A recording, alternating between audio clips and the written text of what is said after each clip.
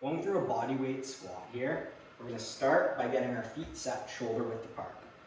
It's okay if our toes point slightly outwards. We're not going to be too concerned about that, as long as we're spreading our toes and really gripping the ground with our feet. When I say gripping the ground, I want a feeling like we're drilling those feet into the ground. So you can see here, I'm grabbing the feet with my ground. It's almost like I'm drilling my feet in and gripping that ground. From here, we're going to activate our core or abdominal muscles to make sure it stays tight and our spine stays in a neutral position. When I say neutral, I mean we don't want to bend forward. We don't want to extend upwards. We want to keep that tummy tight to hold this straight position. From here, we're going to put our arms out and we're going to sit straight down, allowing our knees to come forward as long as they're staying in a straight line over our toes. Our tummy stays tight.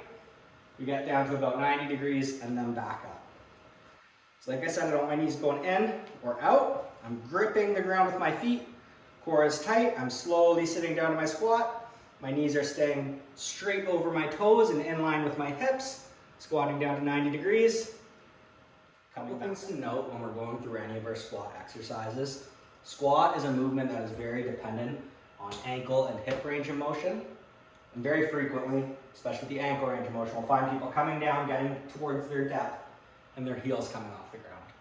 The second our heels come off the ground, we're putting our force into the ground the wrong way, and we need to make an adjustment.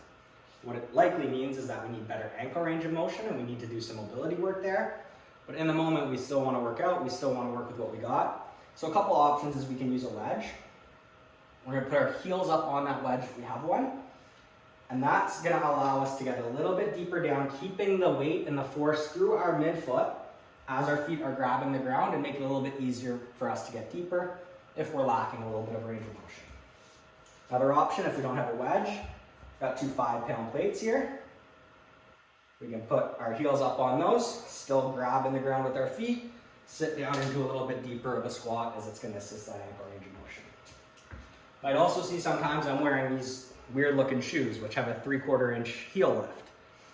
I myself struggle with ankle range of motion on my left side. It's something I work on all the time, but again, we want to do our best while we're in the gym. We're going to work on our range of motion when we work on it. So no shame in it. Do your best, but if you do need some assistance, use it and then practice that range.